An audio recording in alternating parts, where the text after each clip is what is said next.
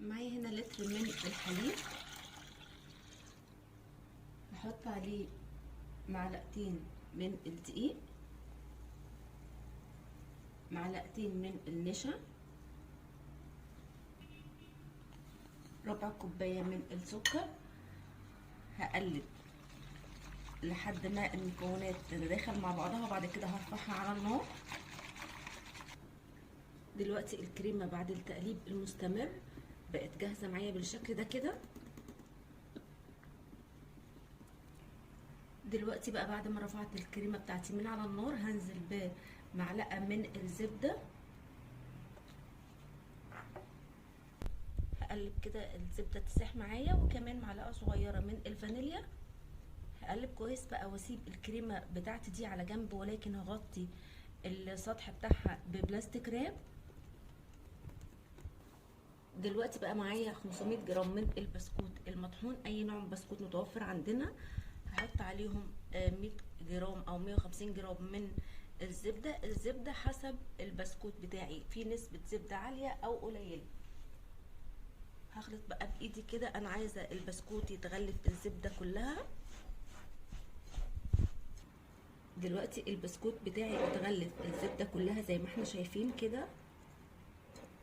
دلوقتي بقى هنزل بالبسكوت بتاعي في اي قالب بيدخل الفرن. هساوي البسكوت بتاعي واضغط عليه بالشكل ده كده بايديا او باي كوبايه عندي. دلوقتي هسيب البسكوت بتاعي على جنب واجهز الكريمه بتاعتي. دلوقتي الكريمه بقت دافيه معايا، طبعا كل ما نسيبها تبرد كل ما بتكون كريمي اكتر. في بول هنزل بالكريمه بتاعتي، بس زي ما قلنا انتوا طبعا سيبوها تبرد على قد ما تقدروا علشان تبقى كريمي. هنزل بقى على الكريمه بتاعتي بنص كوبايه من الحليب المكثف المحلى. طبعا كلنا عارفين ان حاجه التشيز كيك غاليه جدا، دي طريقه موفره جدا جدا، تقريبا مفيش اوفر من كده. هي بس شويه الحليب المكثف وشويه الجبنه، وكده كده بنحتاجهم، ولكن الموفر معانا الكريمه البيتي. دلوقتي بقى نص كوبايه كده محترمه من الجبنه الكريمي، اي نوع متوفر عندنا، مش هنلتزم بنوع معين.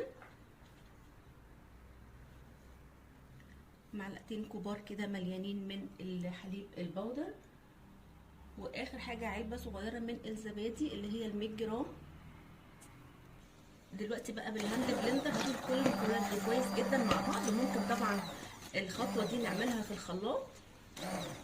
دلوقتي الكريمه بتاعتي بقت ناعمه جدا واتجانست كلها مع بعض بالشكل اللي احنا شايفينه ده كده. دلوقتي بقى هنزل بالكريمه بتاعتي على البسكوت. طبعا كميه الكريمه كميه محترمه هتقضي كل الصينيه اللي معايا. هساوي بس الكريمه بتاعتي على كل الصينيه بالشكل ده كده. انا طبعا مسخنه الفرن على درجه حراره 180. هحط التشيز بتاعتي في الفرن شويه صغيرين لحد بس ما تتشمع معايا.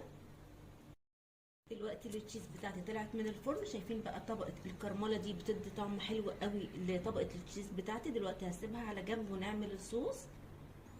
دلوقتي علشان اعمل الصوص، فنجان صغير من الحليب، عليه معلقتين كبار من القشطه، معلقتين محترمين كده او 3 مثلا. هقلب الحليب مع القشطه كويس جدا واحطهم في الميكرويف يسخنوا، يا اما في حاجه على النار، بس انا عشان حطاها في البايركس دي فهحطها في الميكرويف على طول. دلوقتي بعد ما الحليب والقشطه دابوا مع بعض، هنزل ب 150 جرام من الشوكولاته. هقلب بقى لحد ما الشوكولاته تسيح. انا بس هسيبها 5 دقايق كده بس لحد ما تدوب من حراره الحليب والقشطه معايا. دلوقتي الشوكولاته بتاعتي ابتدت تدوب بالشكل ده كده. هقلب بقى لحد ما المكونات كلها تتجانس مع بعضها.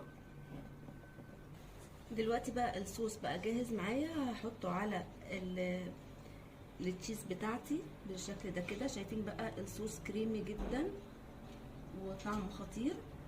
هوزع الصوص على الصينيه كلها، ودلوقتي بقى هحطها في التلاجة مش اقل من 3-4 ساعات، ويا ريت يبقوا مثلا نعملها من بالليل، وناكلها تاني يوم، او نعملها الصبح وناكلها بعد الظهر.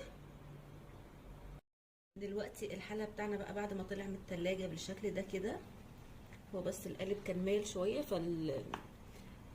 الكريمة اكترها جت على الجنب او صوص الشوكولاتة. يعني احنا ممكن نداري ده باي حاجة، بس هي بجد طعمها حلو قوي، مش مهم الشكل، مهم الطعم طبعا.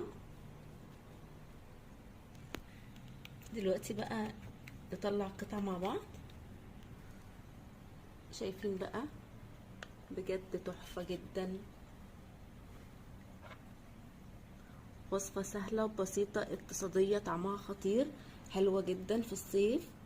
يا رب وصفة النهارده تكون عجبتكم، واللي جرب الوصفة وتعجبه يا ريت تسيب لي رأيه في كومنت، واللي أول مرة يشوف قناتي يعمل اشتراك، واللي عجبه الفيديو يعمل لايك.